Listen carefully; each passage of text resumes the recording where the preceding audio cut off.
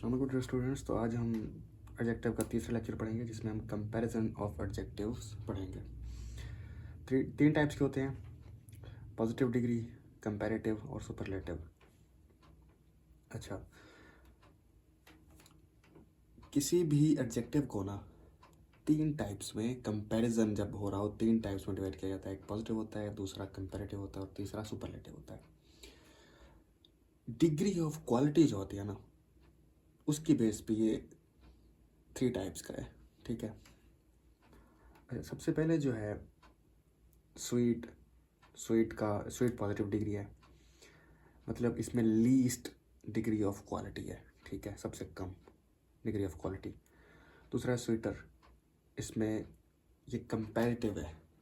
जब दो चीज़ों का कंपैरिजन हो रहा होगा तो एक चीज़ जो स्वीटर होगी उसमें डिग्री ऑफ क्वालिटी ज़्यादा होगी जिस चीज़ से उसका कंपैरिजन हो रहा होगा। इसकी एग्जांपल देता हूँ आपको, काम डाउन।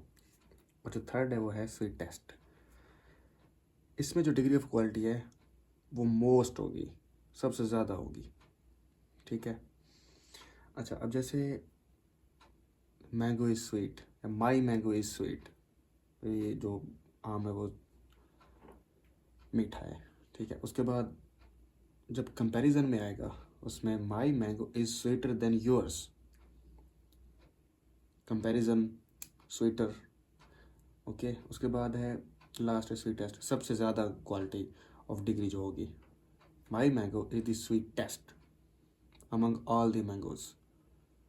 आ गई समझ? अच्छा, तो ये हो गई तीन डिग्रीज, पॉजिटिव, कंपैरेटिव और सुपरलेटिव। अच्छा, मोस्ट कहाँ होता है? Most is used when there is no idea of comparison but to show quality in a very high degree. Most उस वक्त यूज़ होता है जब उसमें कोई ख़ास आइडिया नहीं होता, कंपैरिजन नहीं हो रहा था किसी भी चीज़ के साथ, लेकिन उसकी जो है ना हाई डिग्री ऑफ क्वालिटी को शो करता है किसी भी चीज़ की, किसी भी एडजेक्टिव की। ठीक है। जैसे आपको एग्जांपल देता हूँ, Ali is the most intelligent boy in the class. High degree of quality को शो कर रहा है मोस्ट। ओके। उसके बाद है formation of comparative and superlative. अच्छा, ये फॉर्म, इनकी फॉर्मेशन कैसे होती है? Most adjective of one syllable and some of more than one form comparative by adding ER EST। अच्छा, ये फॉर्म का स्पेलिंग FORM है। ठीक है, आपने देख लेना है। अच्छा, वो कहता है कि ज़्यादातर एडजेक्टिव जो जिनका एक syllable होता है और कुछ जिनके ज़्यादा syllable होते हैं, उनका जब हम पॉजिटिव से कंपैरेटिव बनाएंगे तो ER लगाएंगे उसके लास्ट पे, और जब उसका सुपरलेटिव बनाएंगे तो EST लगाएंगे लास्ट में। ठीक है।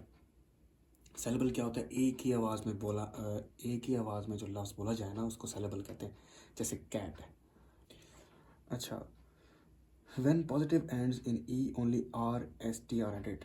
अच्छा, जब कोई पॉजिटिव वर्ड E पे एंड होगा ना तो उसका कंपैरेटिव बनाने के लिए आप R ऐड करेंगे उसके लास्ट में, और सुपरलेटिव बनाने के लिए ST ऐड करेंगे। ठीक है। इसकी एग्जांपल क्या है?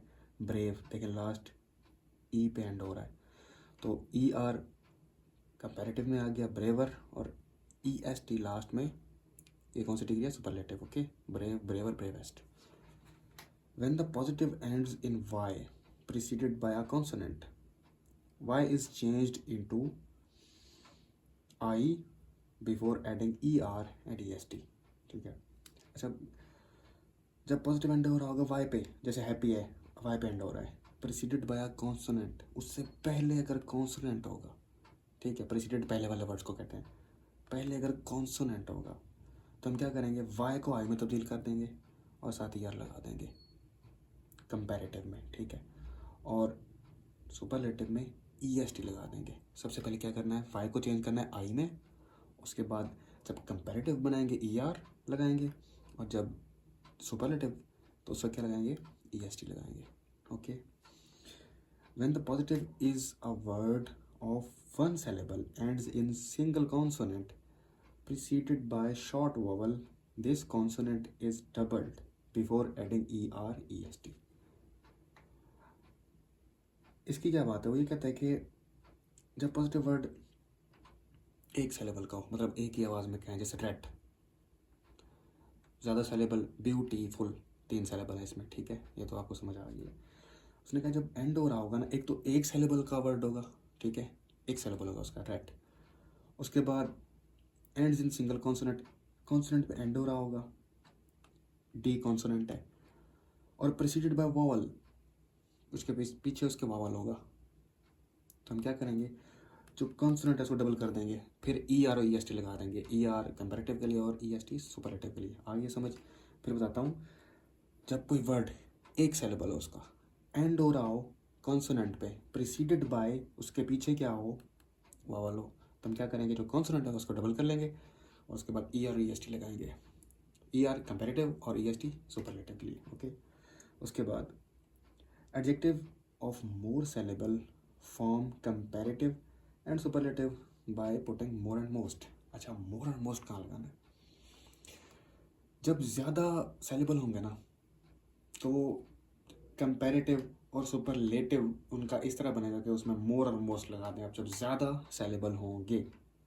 आई समझ। इसकी एग्जांपल क्या है, ब्यूटीफुल है, देखें ब्यूटीफुल, ब्यूटीफुल का कंपैरेटिव कैसे बनाएंगे, मोर ब्यूटीफुल, और मोस्ट का मतलब, और सुपरलेटिव डिग्री कैसे बनेगी, मोस्ट ब्यूटीफुल, ठीक है।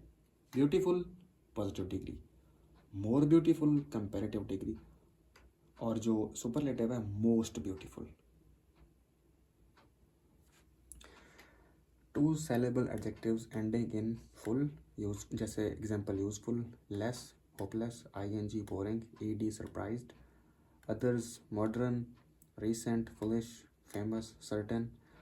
इन सारे वर्ड्स के साथ जो फुल पे एंड हो रहे होंगे, लेस पे एंड हो रहे होंगे, आईएनजी, ईडी, या ये वर्ड्स होंगे जैसे मॉडर्न, रिसेंट, फुलिश, तो हम कौन से वर्ड्स यूज़ करेंगे कंपैरेटिव और सुपरलेटिव के लिए, मोर और मोस्ट, ओके। इन सब के लिए कौन से यूज़ होंगे कंपैरिजन के लिए, मोर और मोस्ट। मोर किसके लिए यूज़ होगा और मोस्ट या आपने खुद बताना है। The comparative E R is not used when we compare two qualities in one person but for different person. अच्छा, ये पॉइंट क्या है, अगर ना आप दो क्वालिटीज़ का कंपैरिजन कर रहे हो एक इंसान में, तो उसके लिए ई आर यूज़ नहीं होगा कंपैरिजन में। आगे समझ, दो क्वालिटीज़ एक इंसान में कंपैरिजन कर रहे हो तो उसके लिए ई आर नहीं आएगा। अगर आप एक इंसान की क्वालिटी को दूसरे इंसान की क्वालिटी के साथ कंपेयर कर रहे हो तो फिर ई आर आएगा, ओके। अच्छा, एक एग्जांपल है, Ali is braver than Asad. अब अली का कंपैरिजन हो रहा है असद की ब्रेवरी के साथ, ठीक है। अली की क्वालिटी असद की क्वालिटी के साथ इसका कंपैरिजन हो रहा है, तो इसके लिए हमने ब्रेवर लगाया है, ठीक है।